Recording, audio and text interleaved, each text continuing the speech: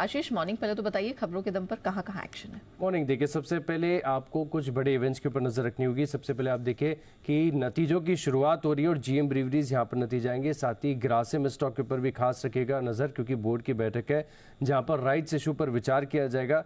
Japan के markets हैं 3 दिनों के बाद खुले, तो यहाँ पर रखेंगे फोकस। इसके अलावा जो स्टॉक्स है जहाँ पर एक्शन भरपूर रहेगा, चंबल फर्टिलाइजर यहाँ पर देखिए बायबैक के ऊपर जो है 8 जैन को कंपनी विचार करेगी। साथ में अगर आप देखें तो धामपुर शुगर मिल्स, यहाँ पर बायबैक का जो फैसला है वो आ चुका है। करीब 10 लाख शेयरों का बायबैक होगा और आपको बता दूं कि जो मौजूदा भाव चल रहा है करीब 269 रुपीज़ का, यहाँ से अगर आप देखें तो 11-11.5% का प्रीमियम है। 300 रुपये प्रति शेयर के आसपास बायबैक किया जाएगा, जिसके ऊपर कंपनी 30 करोड़ खर्च करेगी। सेल यहाँ पर भी आपको नजर रखनी है, एक अच्छी खबर नहीं है। सेल के सालेम स्टील प्लांट को दिखे जो विनिवेश की सरकार प्रक्रिया लग के आई थी काफ़ी साल पहले से, अब इसे निरस्त कर दिया गया। जहाँ पर अगर आप देखें तो जो शॉर्टलिस्टेड बिडर्स थे इनकी तरफ से कोई भी वैलिड रिस्पांस नहीं है, इसके चलते इस प्लान को कैंसिल कर दिया गया है।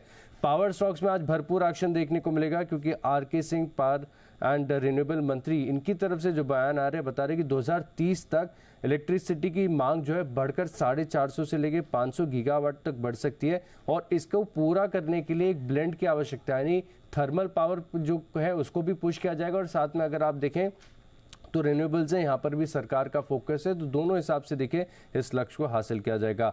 आरसीएफ यहाँ पर पिछले कुछ दिनों से एक्शन है, यहाँ पर आप देखें तो 1200 एमटीपीडी के नए फर्टिलाइजर प्लांट लगाने को मंजूरी मिल गई है। महाराष्ट्र में इन्वायरमेंटल क्लियररेंस इन्हें मिल गया और जो एग्जिस्टिंग कॉम्प्लेक्स है यहीं पर देखिए नया कॉम्प्लेक्स से बनाएंगे।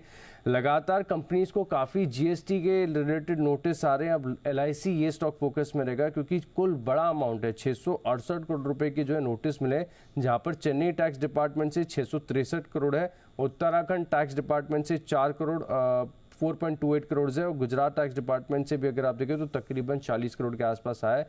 हालांकि कंपनी ने कहा है कि इस नोटिस के अगेंस्ट वो अपील करेंगी तो ज़्यादा इम्पैक्ट देखने को नहीं मिलेगा। चलिए ये तो खबरों के दम पर एक्शन है, लेकिन तीसरी तिमाही के बिजनेस अपडेट कैसे रहे? बहुत सारे स्टॉक्स हैं इनमें। सबसे पहले अगर आप देखें तो कुछ बैंकिंग स्टॉक्स के साथ शुरुआत कर लेते हैं। इंडसइंड बैंक, यहाँ पर आप देखें कि Q3 में जो नेट एडवांसेज है यहाँ पर 20% की बढ़ोतरी आपको देखने को मिली है। कासा रेशियो हालांकि क्वार्टर अगर आप देखें तो गिरा है। उज्जीवन स्मॉल फाइनेंस बैंक, यहाँ पर भी अगर आप देखें तो जो डिपॉजिट्स हैं Q3 के दौरान यहाँ पर आपको ग्रोथ अच्छी खासी देखने को मिली है, 29% की ग्रोथ है।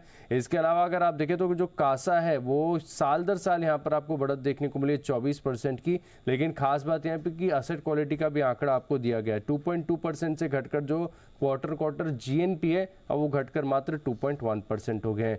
IEX यहाँ पर भी क्वार्टरली अपडेट का इम्पैक्ट आपको देखने को मिलेगा, जहाँ पर कुल वॉल्यूम ग्रोथ जो है वहाँ पर बढ़त देखने को मिली पिछले साल के मुकाबले तकरीबन 17% की, और दिसंबर में जो वॉल्यूम ग्रोथ है वो 15% बढ़कर यहाँ पर आपको देखने को मिली है। डैम वॉल्यूम भी अगर आप देखें तो 1.5% की बढ़त यहाँ पर आपको देखने को मिली है। RTM वॉल्यूम भी देखें तो यहाँ पर भी ग्रोथ आपको नजर आई है। वेदांता यहाँ पर आप देखिए 2 खबरें हैं। सबसे पहले आप देखिए जो क्वार्टरली अपडेट आया है जहां पर एल्यूमिनियम प्रोडक्शन है यहाँ पर आपको 6% की ग्रोथ देखने को मिली है। रिफाइंड का जिंक प्रोडक्शन यहाँ पर 4% की ग्रोथ है और रिफाइंड लेड प्रोडक्शन में 21% की बढ़त यहाँ पर आपको देखने को मिली है।